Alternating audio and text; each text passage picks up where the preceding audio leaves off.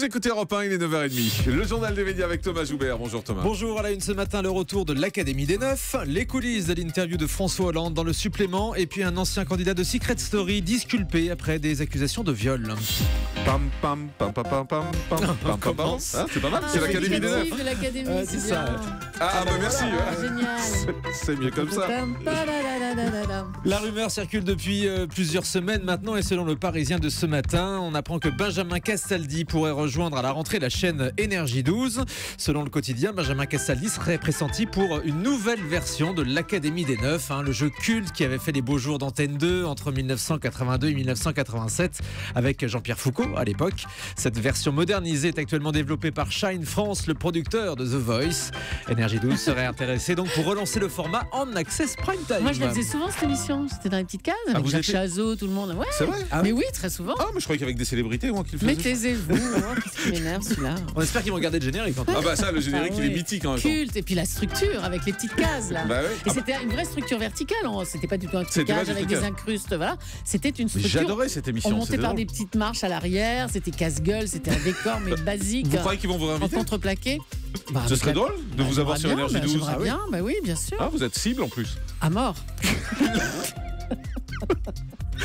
La suite de la polémique sur l'existence d'un sondage de France Télé à propos des origines arabes de Nagui. Samedi soir, dans On n'est pas couché, Nagui avait révélé avoir eu connaissance d'une étude de France Télé auprès des téléspectateurs sur ses origines avec cette question: est-ce que cela vous dérange qu'un arabe présente une émission à 19h? Hier, la direction de France 2 avait fermement démenti cette étude sur Europe 1 en expliquant qu'elle serait contraire à la loi et aux valeurs de France 2.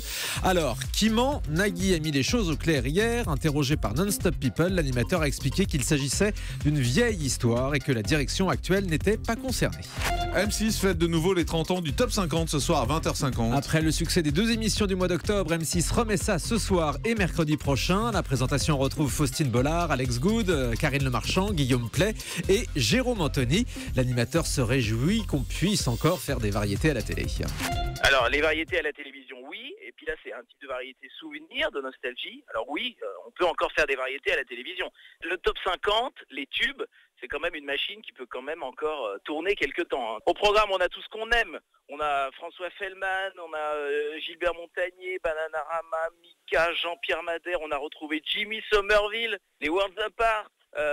Sabrina, partenaire particulier. Voilà, ils sont venus, ils sont tous là. On se retrouve vraiment en famille, ça fait des années qu'on se côtoie, qu'on se connaît, et on se retrouve sur une belle fête, dans de belles conditions, avec un beau public au Palais des Sports. Ça a vraiment de la gueule, et c'est vraiment pour moi, en tout cas, une soirée vraiment géniale.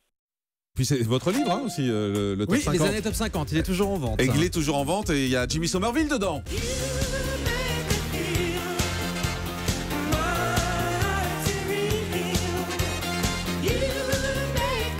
C'était Bronski Beat, c'est ça? Comment ça s'appelait? Il a eu plusieurs groupes, les groupe, Bronski oui. Beats et les Communards. Ah, Et là, les il est en Communards, solo. C'est ça, ouais, Voilà. c'est Et là, ça. c'est Jimmy Somerville, comme je l'ai Oui. dit en fait. Bien sûr, mais c'est le leader des deux groupes. Et il a chanté Mais là, en c'est en solo. D'accord. Le concert Star 80 Oui, au on Stade de France sera présenté par On est Vincent là pour Cerruti. donner des infos, Jean-Marc. Ben Il y oui, a des mais- gens qui se disent, mais c'était quoi son groupe et tout? Donc on le dit. D'accord. Vous énervez pas? Et il y a des gens qui disent, mais pourquoi il peut pas parler Thomas Joubert dans sa rubrique? Alors le concert Star 80, on va rester dans la même thématique. Du coup, l'animateur de Danse avec les stars, Vincent Cerruti, retrouvera les caméras à cette occasion puisqu'il fera découvrir les coulisses du concert qui sera diffusé le samedi 9 mai en direct sur TF1 à 21h. Enfin, on retrouvera les caméras, il les avait pas perdus. Bah, il fait pas grand chose à part Danser avec les stars, Vincent Cerruti. Allez, encore un ami de Allez, plus. et on balance. La finale de ce... C'est pas gentil. La finale Non, de mais The c'est la Voice. réalité, je voulais pas être méchant. Il fait de l'auto, il paraît. Ah, Ouais. c'est vrai. Et puis il est sur Chéri FM. Oui, tous les matins. Et c'est Bah, filmé. Ah oui, avec des caméras. Eh ben, il La- n'arrête pas alors. La finale de The Voice accueillera des stars samedi soir. Les 4 finalistes seront rejoints par des artistes confirmés pour des prestations en duo. Sont attendus Véronique Sanson, Julien Doré, le chanteur américain Josh Groban, la jeune chanteuse Birdie. Et puis 2 anciens candidats de l'émission seront également présents, la petite Louane Emra et le gagnant de l'année dernière, Kenji Girac. Et puis toujours à propos de The Voice, Zazie laisse planer le doute sur son retour la saison prochaine. Comme les autres coachs les années passées, Zazie veut faire monter les enchères sans doute. Elle explique explique à Gala cette semaine qu'entre son nouveau disque et sa prochaine tournée, rien n'est fait, ni du côté de la production, ni du sien. Je ne veux pas devenir la chanteuse de la télé, explique-t-elle, même si l'expérience est plus enrichissante qu'elle ne le pensait. Et puis information exclusive, un ancien candidat de Secret Story disculpé par la justice après des accusations de viol. Vivian, candidat de Secret Story 8, a été accusé à tort d'attouchement sexuel et de viol par une jeune femme en sortant de boîte de nuit dans la région de Narbonne. L'affaire avait été révélée par le Midi Libre. Mais selon nos informations exclusives, l'enquête de police a montré que le jeune homme n'avait rien à se reprocher et qu'aucune faute n'avait été commise. La plainte de la jeune femme a été classée sans suite. Et puis Maïté Nabiraban aurait participé à 2 dîners privés avec François Hollande pour décrocher l'interview présidentielle dans le supplément. Selon l'Express, la présentatrice de Canal+ a proposé au chef de l'État de participer à un dîner avec elle et des Français anonymes. Sans ne l'avoir jamais rencontré, elle lui a fait cette proposition au culot à l'automne dernier. Un deuxième dîner a eu lieu avec les mêmes convives à l'Élysée. Des repas tenus secrets hors de tout agenda officiel puisqu'il s'agissait du cadre privé du président. Le supplément a ensuite fait une demande d'interview officielle qui a été acceptée par le chef de l'État. Et François Hollande sera de nouveau ce soir à la télé. Une interview dans l'émission Avenue de l'Europe à 23h15 sur France 3. Le chef de l'État réagira à des reportages sur la face cachée du Conseil européen. L'entrevue avec la journaliste Véronique Auger a été tournée fin mars lors du dernier sommet européen de Bruxelles. Et puis Cadmerade va tourner dans une série pour Canal. Une série dans les coulisses du monde politique. Le tournage commencera en mai. Selon Téléstar, le comédien incarnera le conseiller politique d'un président joué par Nils Astrup. L'action se déroulera dans l'entre-deux tours d'une élection présidentielle au moment du débat télévisé entre les deux candidats.